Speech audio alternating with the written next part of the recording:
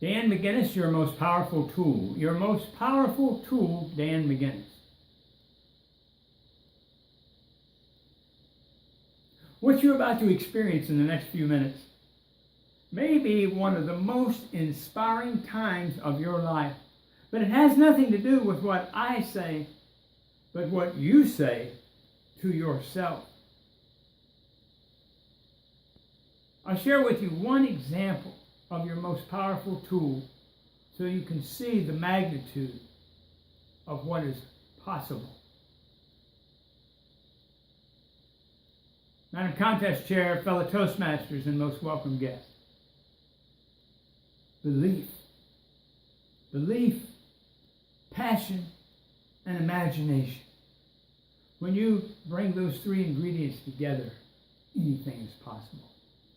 Travel with me down memory lane. Some time ago, I had an idea to share a gift with all of my neighbors. 250 houses. I wanted a large gift and colorful, so I decided on pumpkins. We got 250 pumpkins, rented a little tractor, rented a little trailer, and on a Saturday morning in October, we were off on our way. Actually, the Arizona Republic newspaper came out and took a picture, and it said on the caption, "The Pumpkin Man cometh." So my son took one side of the street and I the other. As my wife was driving the tractor, we would take a pumpkin, go up and set it at the front door, knock on the door, and run back to get another pumpkin off the trailer to go to the next house. What was rather interesting is about 2 out of 3 people at 8:30 in the morning on a Saturday morning would come to their door and they see someone running away from their house after knocking on the door, and they say, "Hey!" And then they look down after seeing what's in the street and see they have a gift. And then all of a sudden it changes. "Oh, thank you."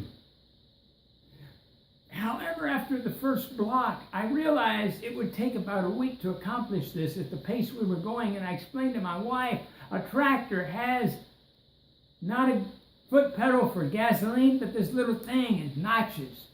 You need to pull that down a couple of notches so we can go a little faster, or we're never going to get done today. She pulled it down, and I fell into the street backwards off the trailer, almost knocking the breath out of myself.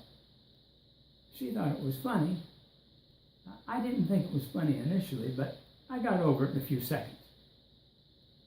That was so remarkable, the response that came from the neighborhood over the next couple of weeks when they would see me and thank me.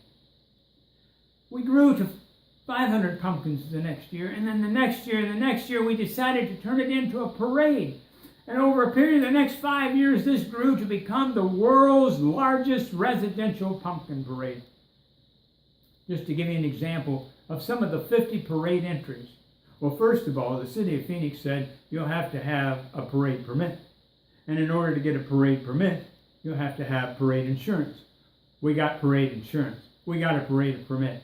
Then they said, we'll send out 6 motorcycle police officers and 1 police sergeant to escort the parade through the neighborhood. The parade ended at Tower Plaza Shopping Center. Clients of mine came to our house at 5 o'clock on that Saturday morning to fill over 3,000 orange balloons with helium to hand out to the kids.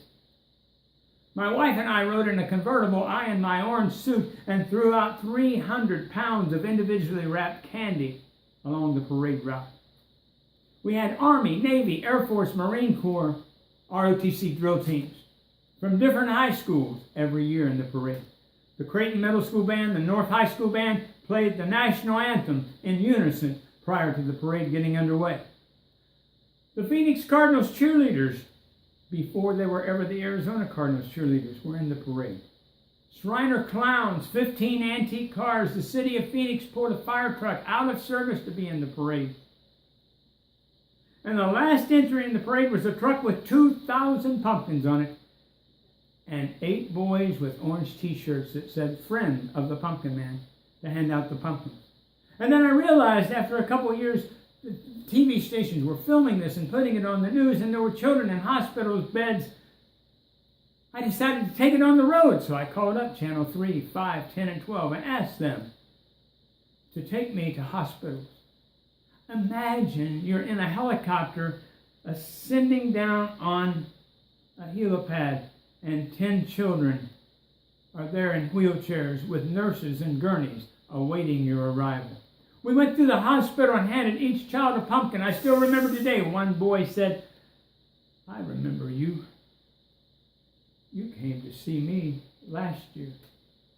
So, ladies and gentlemen, I encourage you to find your passion, your imagination, put it to use, and create your belief of whatever it is that you want to accomplish in life. And understand anything is possible. 117.